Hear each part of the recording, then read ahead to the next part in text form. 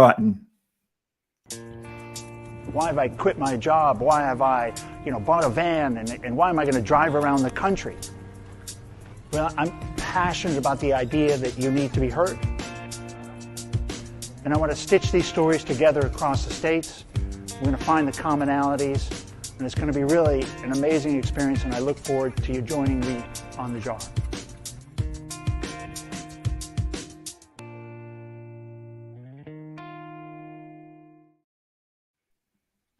Hey, everybody. Welcome back to Mental Health Today. It's your host, Ken Stearns.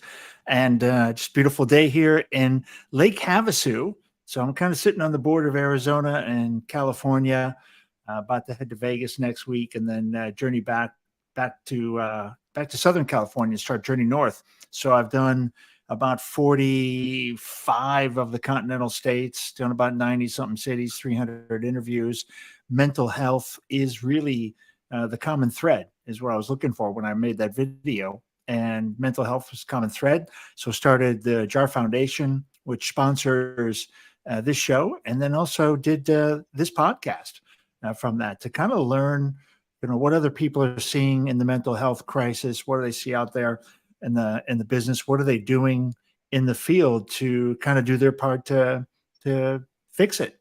And so got John with us today. He's this is kind of cool. Welcome, John, to the show. Yeah, cheers. Greetings.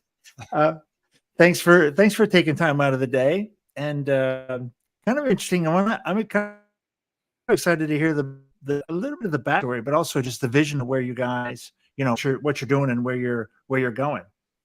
So welcome to the show, John. Why don't be a little bit of background, about who you are and what you're doing.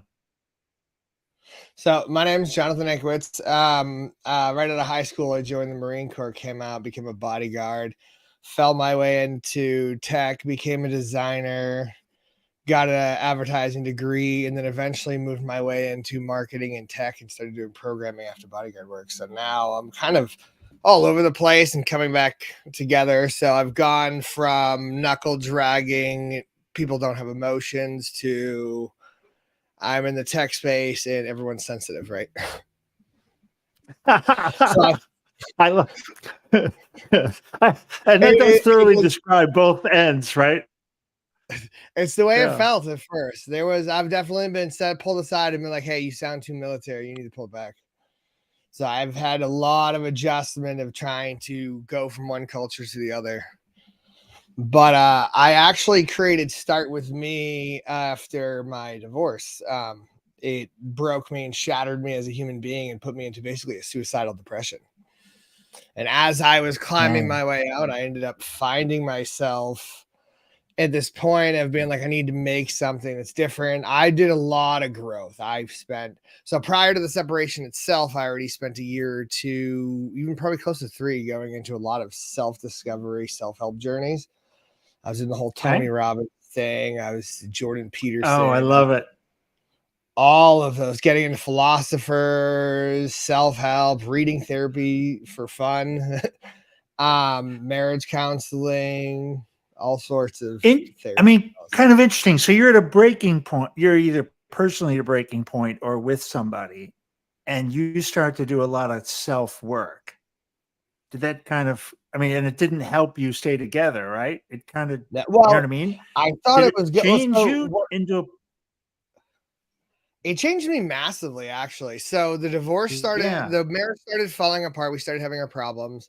And I was always a very we have a problem. Let's fix it. What's the problem? Let's acknowledge what the problem is, find a fix. If that one doesn't work, we try another one until it works. And you don't give up. You just keep going. But it wasn't obviously relationships. So everyone has to agree on how you're going to resolve the problem. And that was the thing. I didn't even know what was going on either. But eventually I got a lot of go fix it, go fix yourself, This needs to get fixed. You need to fix this. And I was always the problem. So I was always going back okay, well, what can I fix? I'm very receptive to feedback. So I was like, all right, well, what's going on? Is it my speech pattern? Am I talking? What's my tonal range like? What words am I using? Am I hooked on this, hooked on that? I got into a lot of self-discovery stuff. And it didn't help the marriage. I didn't get the right thing, but that comes from a communication, right? Because I need to know exactly what to be working on, but I always gotta go fix myself. So yeah, I mean, the reason I was asking that is sometimes what happens is you might have been in a bad spot and a bit broken and not the best part of the best partner. But as soon as you start working on yourself, you might change and become and see yourself so differently, and then see the relationship differently sometimes, to where you're almost not a fit, where you outgrow it in a weird way. You do. And I absolutely know exactly what you're talking about. So there were points in where I would discover things that would literally, so I call these like mental reset points for me. So basically, if I find something out that's absolutely profound and it shifts the foundation of the way I think about things, I go into like a meditative silent state for about 2 or 3 days. And it's just like this, well, if that's the perspective of that, and that's now shifting my foundation, now that experience in life looks different. That experience in life looks different. And it rewrites the way I see a lot of things. Yeah. And I kept getting that during the marriage, during the separation, during the whole divorce thing. And I was like, okay, well, this is something that fundamentally needs to change. So with the marriage and me being told to go work on myself, I was always going up to my spouse at the time being like, hey, like, check out what I learned. Could this be like useful? She wasn't very receptive.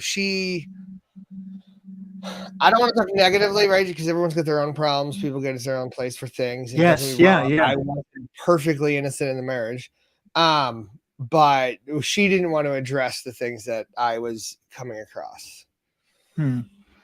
Yeah, that's what I mean. Sometimes it's hard to grow. That's a really tough spot to go, because you're on your own personal journey in a way. And it's kind of hard. And if you're already having trouble, it's kind of hard to do it together. And it does kind of sometimes lead where you grow at you go to a different place. You end up you even see the history different. Oh yeah. I think too, you look back and you see, as you change, like you said, these real specific fundamental shifts. And then you see the history of yourself and the relationship differently. That's actually a really great. So there has been one highlight that I have preached to people externally and internally in this relationship is when looking back at your memories, I don't allow my negative ones to over encompass my positive ones. I say, you know what? The negative ones suck. They show up. Everyone has them. But you know what? I'm looking back and I'm going to say everything that was positive. I'm not letting the negatives destroy the positives or just completely null and void those experiences in the first place. And absolutely. Somebody who took that same approach. So whenever we get into communication, it's actually kind of painful and hurtful sometimes too. Because whenever you're talking about experiences, you can tell when somebody's coming from like all of a sudden every experience in life is now negative. That we had, like, say you and I had like a 5-year relationship of some sort, even if like a friendship, we have a falling out, and all of a sudden you're like, well, that 5 years was worthless. I wasted time. But in reality, up until that point, you had a phenomenal growth experience relationship, right? What is tell us about Start With Me. So with me always going back to my ex saying, hey, like, let's do this, like, let's do this. It came in trying to address things that either didn't pertain to her or she didn't really care to. I found myself always coming back and just work on yourself, And you get that advice everywhere. Just work on yourself. You can't control other people. You have no power over what other people are doing. Just work on yourself. Right? Yeah. Interesting. That's a huge portion of feedback. Well, one day I was trying to figure out how I could apply what I could do as a new path of building who I am and how can I help other people. And I basically chased down to, if I knew what I knew now about relationships, my marriage would have never failed, and other relationships would have never failed either. Uh, Or if other people had this information, because every time I get into a conversation with people, even in the dating world nowadays, right? As I was a single guy after the divorce, dating, I felt like I was in therapy. I'm not a therapist. I have no trained skill. I don't have that background. I just enjoy the material. yes, right. I've obviously gone through a hell of a journey myself. Well, I found myself basically giving therapy lessons. Like, well, have you thought of this? Have you thought of that? Have you thought of this? And I basically vetted this entire Start With Me project out through dating after the divorce about things that made better quality relationships. It's a solid peer study. It was complete coincidence. And all of a sudden, out of nowhere one day, I'm just like, you know what? Start with me. I need to start with me. If I'm going to fix my relationship, I need to start with me. And that it hooked. It just felt so naturally well. And then it's just like, you know what? If you're going to change any relationship, even negative ones, it's always start with you, because you can't change other people. Yeah, 100%. Can't change people, can't control people. And the odd part is people change. So you not only you can't change people, people do change at the same time. Right. And you got to be improving yourself in the relationship. What do you hope what kind of clients are you going to look for? How are you going to? So what I'm doing with the Start With Me project, my intent is to bring it into the dating world, because it's the start of relationships. So I want Start With Me to be a dating application that requires you to go through a self-discovery journey before you're even allowed to start swiping in the dating pool. That is bananas cool. So instead of filtering the dating pool, we're just going to raise the quality of everyone in it. Oh, yeah. Totally different angle on the less about swipes and more about what is the other, what are the attributes you've got there. Very cool. Well, you'll still have all the swiping aspects of things, but the thing is like when you go in there, everyone will be exposed to a basic level of information, right? Yeah. So people will have spent the time to say, hey, you know what? What's my dependency style?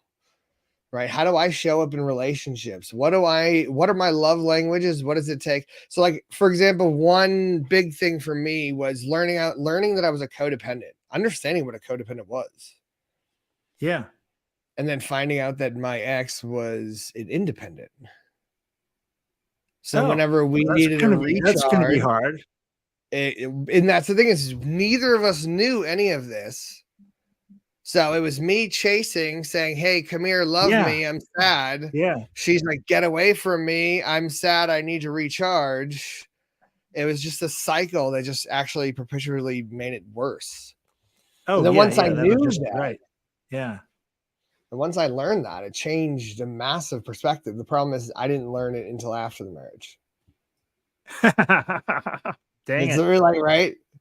So the things I was learning wasn't as relevant, but then I learned a lot. And then, because I obviously did a lot of Monday night quarterbacking, going back and trying to review the footage of like what I could do to fix things. Oh yeah. Yeah. I'm sure you're good at that. Get your pen, the marker pen out, the telestrator, the John Madden style. Right. And I said this or did this. Yeah. Oh hell, man. Us boys are good at that. Oh yeah. Dang. It's a great idea. I mean, that's like a dating app I could see, because I cannot imagine having interviewed now 300 regular people, real people, going out in the dating world would be a challenge because everybody's a little bit, we're all a little bit broken. Absolutely. Well, we're also at a point now. We're also at a point now where like everyone's starting to see like, okay, we have entire departments dedicated to mental health and study, but everyone's still afraid to go out and say, hey, you know what? You got to self-reflect. You got to understand this. You got to understand that in order to better this, right? The knowledge isn't as like, unless you go to seek mental health treatment, you're not going to find half this information just randomly throughout your day, right? You're not going to get exposed to it. And I think with all the mental health kicks going across the entire country and world right now, in the last year or two, and everyone acknowledging the value, I think it's getting to a point now where it's people are willing to hear it, even if they understand it's not going to be a diagnosis, right? Like hearing what your dependency style most likely is enough for you to get you to think about it and change it versus having to go in and say, okay, hey, therapist, psychiatrist, give me a, like, I need to understand my dependency style, my, my personality. You know what I mean? So people are becoming more welcoming to the information, and people aren't. Absolutely. Absolutely. People, and I think even younger people especially are already, open and teaching, probably teaching their parents a bit more. Your journey, what was really that bridge that got you into kind of the self-discovery journey? Was it, like you're talking about Tony Robbins, and it's funny because a lot of these motivational kind of canned stuff is not really that. It's all good. I mean, it's really good stuff, and it's great positive mental attitude stuff. What was that kind of, you have a first program that kind of got you walking across the bridge? I actually didn't listen to I didn't listen to a Tony Robbins thing until about, I'd say 3 years ago was the first thing I ever did with Tony Robbins. But I've actually been always a very self-reflective person, though. So for me, I've been like, I remember back, I was actually going through this memory the other day with somebody in high school as a landscaper. Like I'm like 14, 15 years old as a landscaper. I was actually my coworkers, how I could be a better coworker, how I could be a better foreman for the team. Right. I was literally asking people how I could be better versions of myself as a kid. And I've always been a weirdo. So I don't know. I've always wondered how my social behavior interacts, like the way I'm consumed by other people is super intriguing to me. Yeah. Oh, I see. Yeah. You want to know, how am I doing? This is my role. How am I performing in this role? Yeah. No, you must have done and not even well. just a role, just as a person in general. And even as a person. Yeah. Well, and that's interesting. You've got a lot of, it's interesting how a lot of your experiences end up kind of preparing you for particular spots in life. Sorry, you broke up. Can you repeat that? Yeah, I was saying how different life experiences prepare us for, a particular role. All of a sudden you wake up one day and you're like, oh, I'm perfectly suited for this. And that's where things start with me actually like derived from, because I grew up the way I did, got into tech design, started everything I'm doing. Like I have the entire background to do what I'm doing. And the only thing is that I don't have a certification or a license to do therapy or anything like that. So I can't dive super deep, but I'm building the company, getting it vetted, started and funded, and then hiring the team to go in there and build this. Because I think creating the connection between relationships, being able to mend that, is going to solve a lot of life problems for people.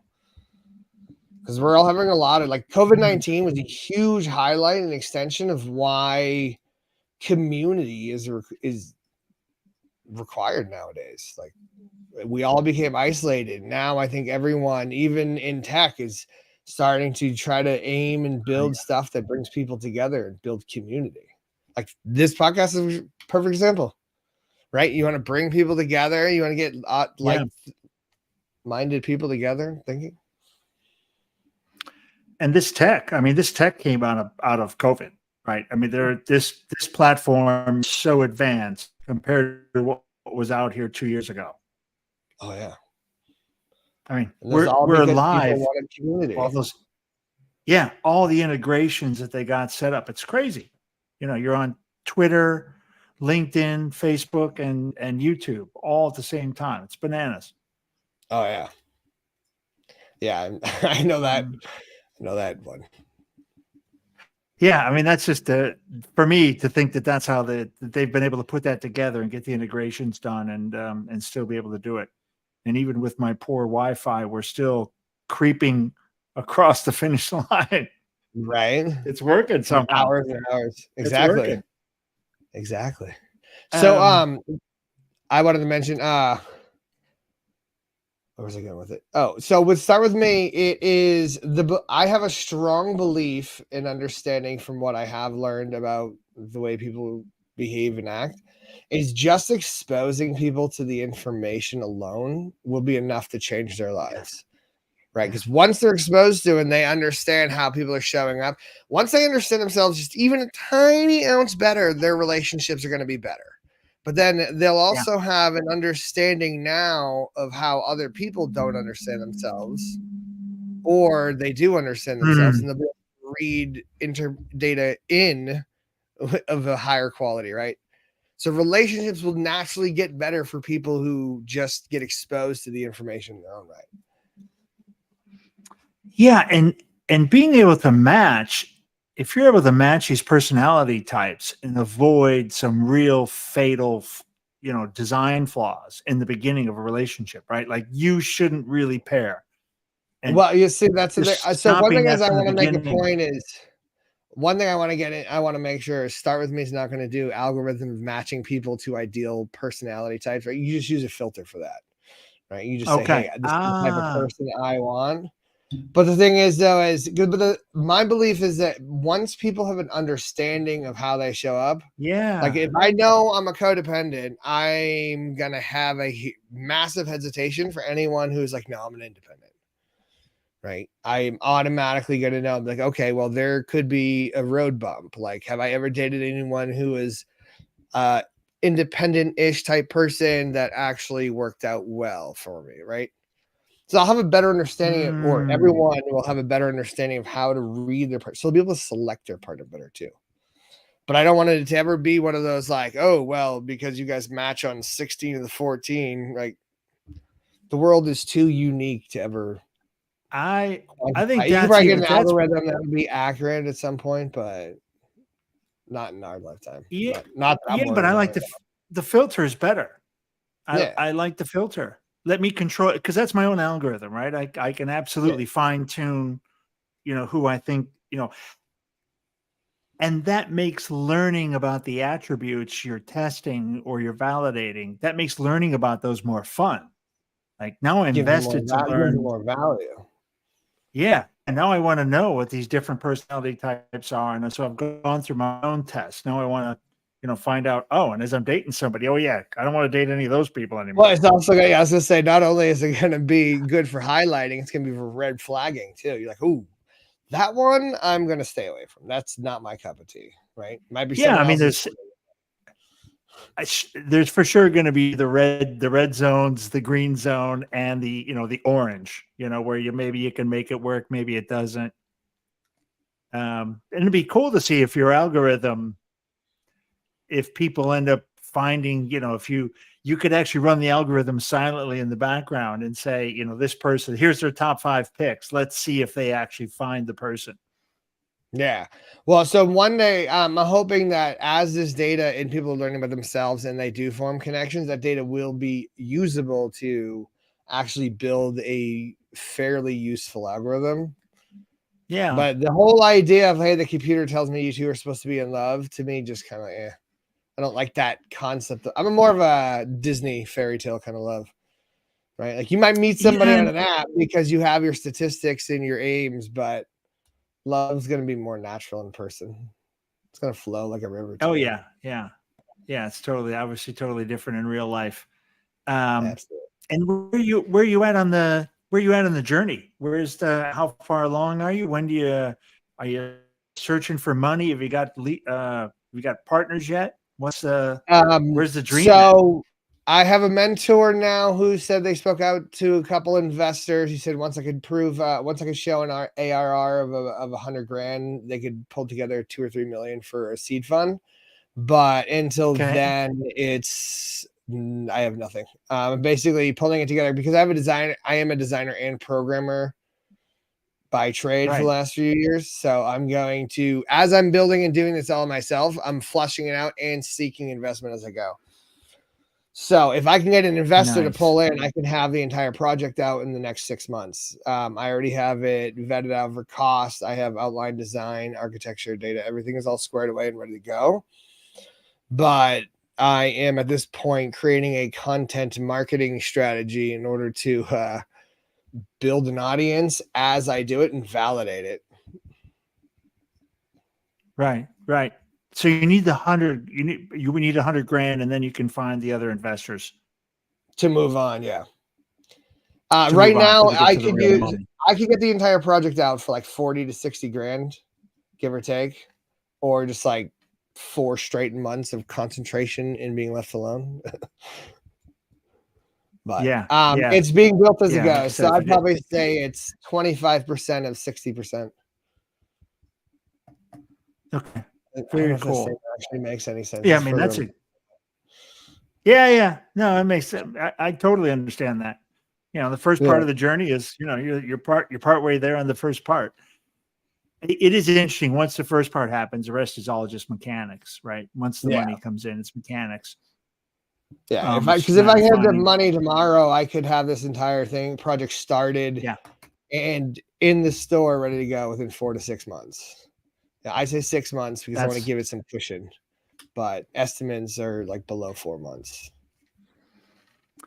well, especially if you guys you have it mapped out, and you can always launch. I mean, I think a lot of the features are available somewhere. You know, some of the components to the shop or to the algorithm to the platform. The I'm sure a lot application, of it's yeah. buildable. Yeah, the Yeah, so applications. I was trying to say a lot of those pieces are easy to bring in. It's yeah. just how you put it. Interesting. Yeah, so Man, I'm fun. very I want to ensure that it has high quality and that I'm not putting out information that doesn't have value. So the biggest slowing curve of getting this thing out there is going to be vetting the information. I have a couple psychiatrists Yeah. already thumbed up and ready to go and volunteered who will be approving everything and going through and giving it the scientific touch. Yeah. But I've already got a thumbs Yeah, up that's on the going to be outline. I've already got a thumbs up on the outline, and now I'm working on putting that data in, or that data, talking like a nerd, putting that information onto a consumable lesson plan so people can actually consume it and make it useful. And then I I've think started. that is, yeah. Yeah. Oh, okay. Okay. I started vlogging. I started a YouTube channel, started a vlog to do the behind the scenes as I build out this brand, as I build out this company. So I created a YouTube channel, social media for Start With Me. Okay. Start with me dating on Instagram, start with me on dating on TikTok, and then Facebook, and just also Start With Me dating. And then startwithme.co is the website if anyone wants to sign up for a newsletter. But I'm piecing it all together, and I'm going to be building the content. I'm going to be sharing the content, getting it all out there. Because whether this app, like, I'm not building the app to make money, right? My intent is to change the world by bettering relationships. And the only way to successfully do that with a business is to create a business that makes money. So you'll have to take into consideration both perspectives as we go. But as I'm doing so, I can still put all of that information out there and still make it readily available for anyone who may happen across it. For me, who 5-10 years ago, who could have used that information and spent years collecting it all and now pulling it all together, this might help that one person. And even if you save one relationship, it's worth it in my regards. It's worth all the work. Oh, yeah. Keep a family together. Exactly. Yeah. That's the mental health thing that actually I want to get into, is like not professionally, not to like share with other people, but to learn personally, is like just seeing the stuff that my son is going through with the separation. My parents aren't divorced, so divorce wasn't something I witnessed as a child growing up.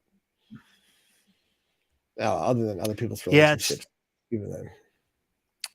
It's brutal. I did a jar podcast today, and it was a single mom and just going through divorce. Just going? Sorry? Said just going, so fresh. Just going, yeah. Just she's in the middle of it, and she's just set up her home, her apartment with her daughter, and we got to that part talking about it, and the guilt, and what she was saying was she grew up in a single mom house, and she didn't want that for her kids, and so she's got this tremendous guilt because she's raising her daughter now as a single mom.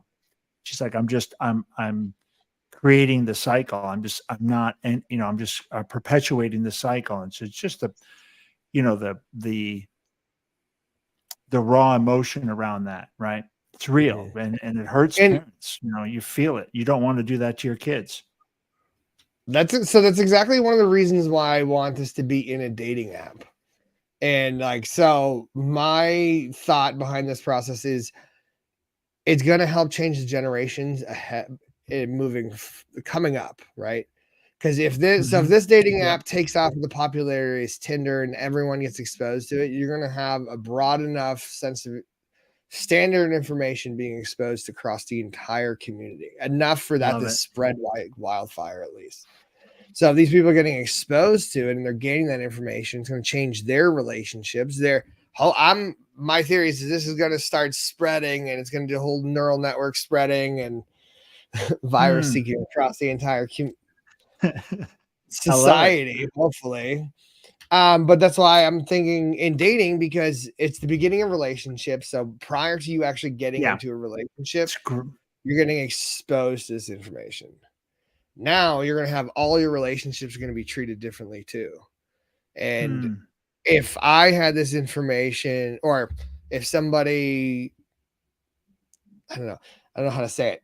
Basically, if she was able to have the information she needed to in order to save the relationship, she would possibly could have saved it, or at least been a better mental place where she gets to it and understands that it's failed.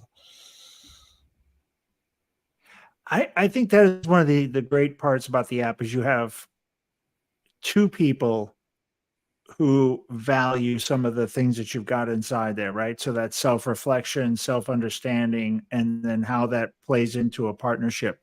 So it's exactly what you just described. One of the challenges there, you're entering into the whole app going, I want to learn more about myself and my partner and understand how the relationship works. Powerful.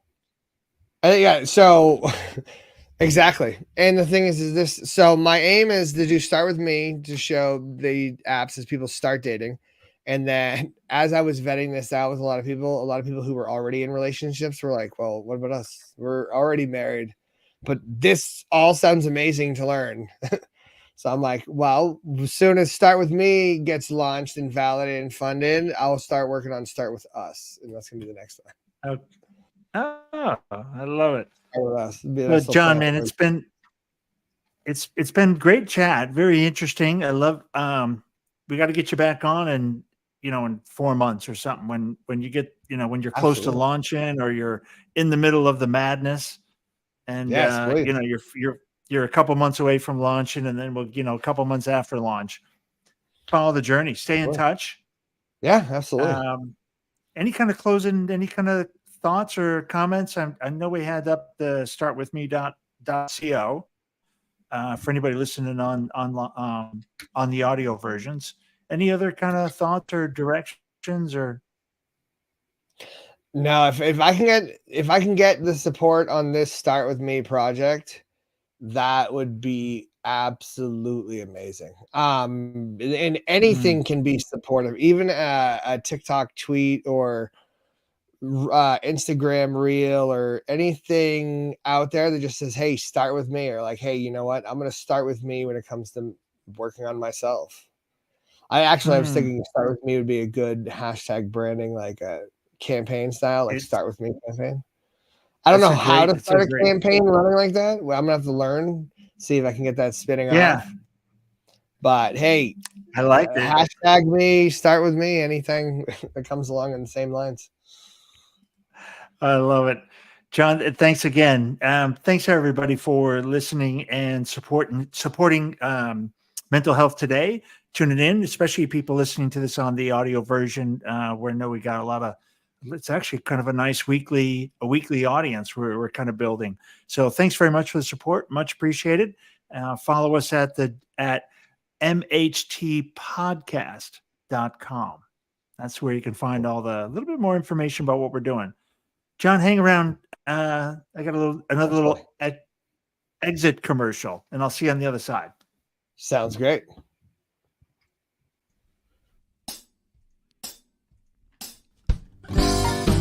Yeah, loose, baby. We're about to go and make this vessel with these great professionals in public glass. We're not part of the community, but we're from the outer family of glass blowing. Yeah, we're going to go make a magical giant jar with optic lenses so that if you turn it, it changes all the time. So if you change the way you look at things, the things you look at change.